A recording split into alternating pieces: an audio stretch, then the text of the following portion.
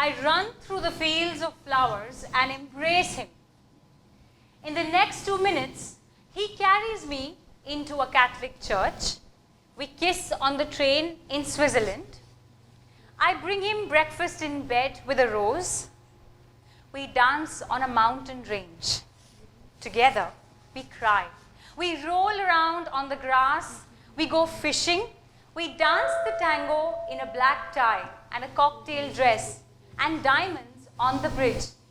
And suddenly, are back in the fields of yellow flowers, where I beg the man in the black leather jacket to take me far away from my unhappy arranged marriage. This, perhaps, is the most famous scene in Indian cinema in the last 30 years. When I spoke those words, every single person in this audience, I think, saw the same pictures I did and were flooded with a feeling of romance, drama, freedom, and love. Those images and music have caused those same emotions to over 1 billion people for 26 years.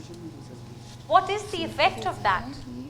What is the effect of 1 trillion smiles, sighs, laughs, raised blood pressure, elevated pulses, and moods? What is the effect of 1 trillion wishes for freedom and love? Across all India, in the last 26 years, in every caste and state, arranged marriages with partners chosen only by parents have dropped 20%. Marriage partners having a choice who they marry has risen 15%. And love marriages have risen 5%. Am I saying that DDLJ has caused all this? Well, why does a pan masala brand pay Shah Rukh Khan 20 crores to chew their addictive sweets? Why does Nescafe pay Deepika Padukone 7 crores to drink their coffee? And why does Nike wear, give their shoes to like Varun Dhawan to wear and advertise? Why does Axis Bank pay Deepika Padukone lots of cash so that she can take it back home and put it in her bank? People copy people that they admire. People copy who they admire, and the people we admire most are artists, because they have and offer what we desire the most: truth, beauty, freedom, and love. For 26 glorious years, Indians have been copying Shah Rukh Khan and Kajol. Her dresses actually caused 100 million imitations. Their dance moves have been copied for decades. And most importantly, the film spirit of desire for independence influenced 100 million Indians to seek out true love. That's the power of art. I wish that was the end of my talk, because I could live with that thought forever. But it does no good to live in the past, and while one should be in the present, let's take a look into the future. People born after the 1996, which is the generation Z, they are the first generation to watch more online content than television. So that's online platforms like Netflix, Amazon Prime, Old Balaji, Z5, Hotstar, etc. Many more. Being an actor, I of course watch a lot of online content, and as I'm an actress, I'd like to dramatize what I saw. Imagine this.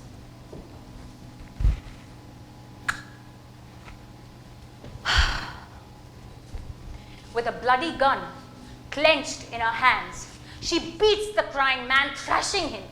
At her feet. Wait. There's children watching. Let's try something else. At the party, she dances wildly with the man she met that night until he runs with her into the cold desert. They smoke marijuana. They take ecstasy tablets. And, oh no. Come on, nobody's paying me 10 crores to endorse drugs or a product. But there must be something else, right? The married woman from the small village is pursued by this handsome brute from the city where he impresses her with his car and jewelry, and after smoking marijuana, they began to caress. When he takes out a knife and he plunges it into her face repeatedly.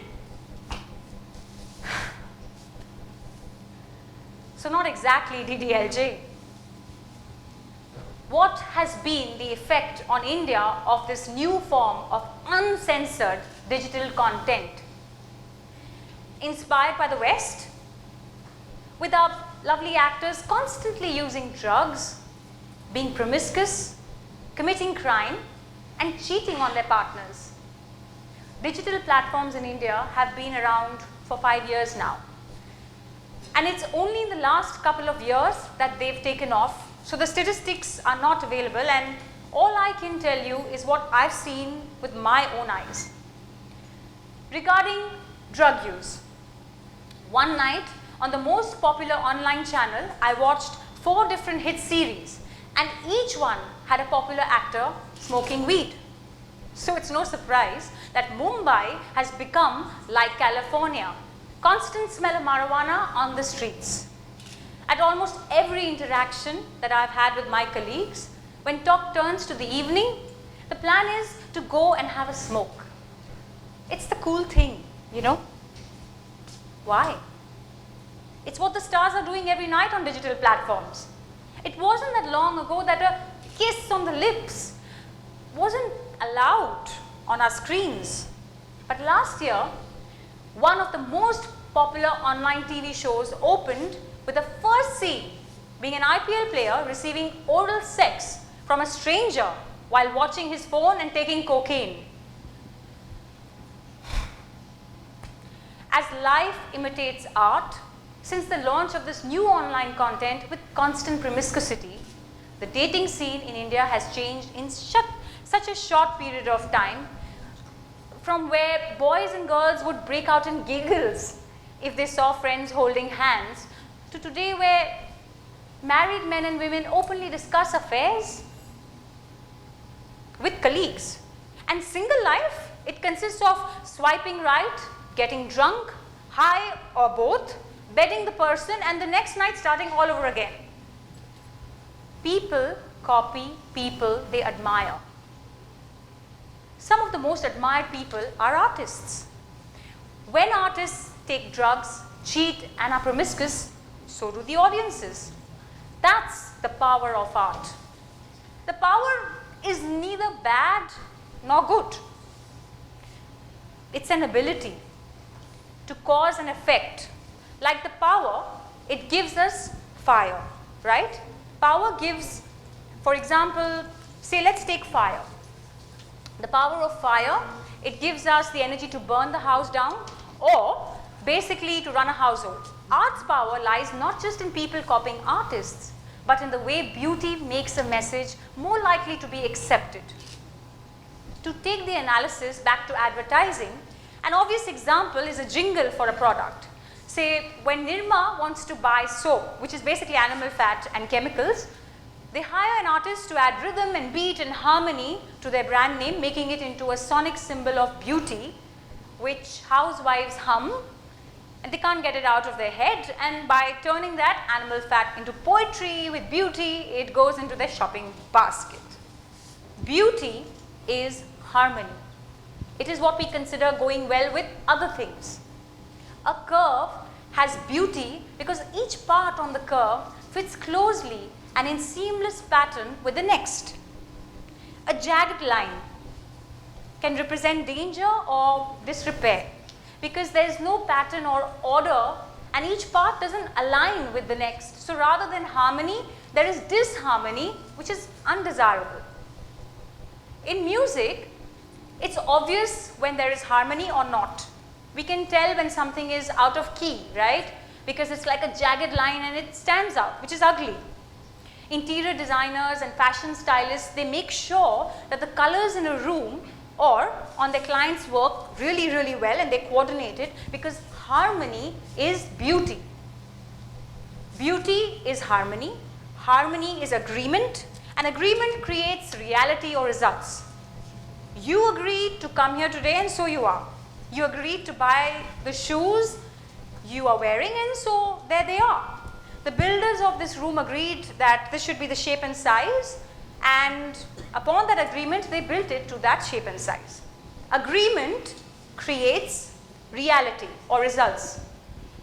When a message is delivered with appealing colors and rhythms and sounds by well-casted or attractive actors in a poetic way, that message is agreeable. And what is agreeable then becomes upon a reality. That's why advertisers use pretty models, that's why brands use attractive colors, that's why best musicians create company jingles. It's why companies spend crores on 30-second masterpiece dramas for ads. Art has the power by delivering a message with beauty to change the behavior and thoughts of people, because it influences you. And as the whole world is only the result of people's thoughts and behavior, art holds the future of mankind in its hands. That is the power of art. Now I told you that I'm an actor, but I'm also the South Asia Ambassador for Human Rights, the largest human rights organization in the world, which is an education program. In fact, just last month I was on stage at the United Nations in New York calling for mandatory human rights education across South Asia in all schools and colleges and universities. So the last bit of drama that I want to give you will hardly win me a Filmfare Award for any demonstration for the acting skills, but it's perhaps the most important piece of cinema that I've seen. It goes like this. He walks in determined, paper in his hand, past the lower ranked policeman, and while they stare at him, he pins the paper to the board. A booming voice announces, as if over a loudspeaker.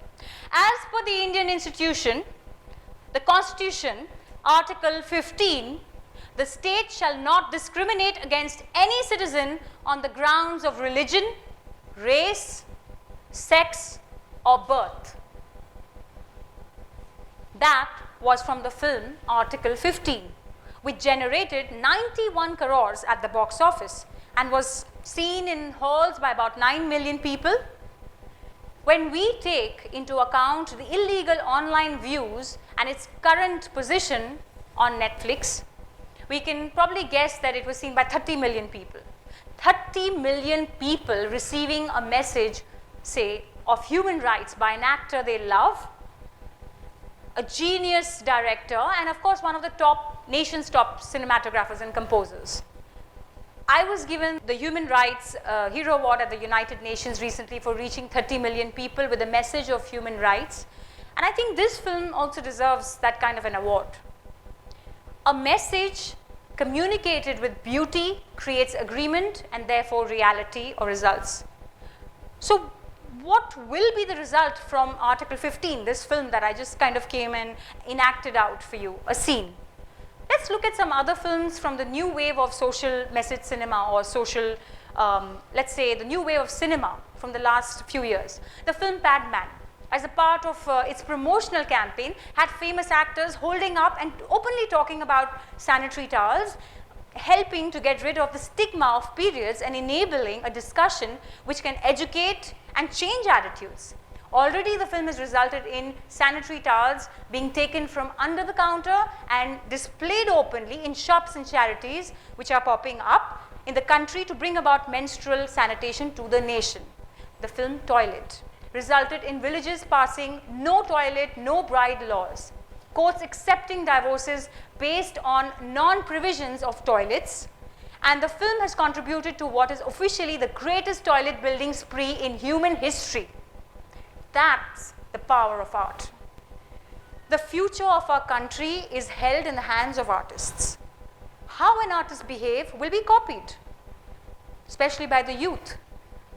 The causes that they get behind will be supported. The messages that they give out, especially those that are delivered in the form of art containing beauty, as I explained before, will be accepted. Art creates reality. It can either create a reality where morals and values that have helped us survive for thousands of years are destroyed and degraded, or where education for all, non-discrimination, equality, and human rights become a reality. It is up to us, knowing the power of art that it has on the world, we have to insist artists take responsibility for that power. And we have to also choose what to watch responsibly. Let's decide to create and watch films that paint a picture we would be happy to live in. Because wouldn't you like to be dancing through those yellow fields too?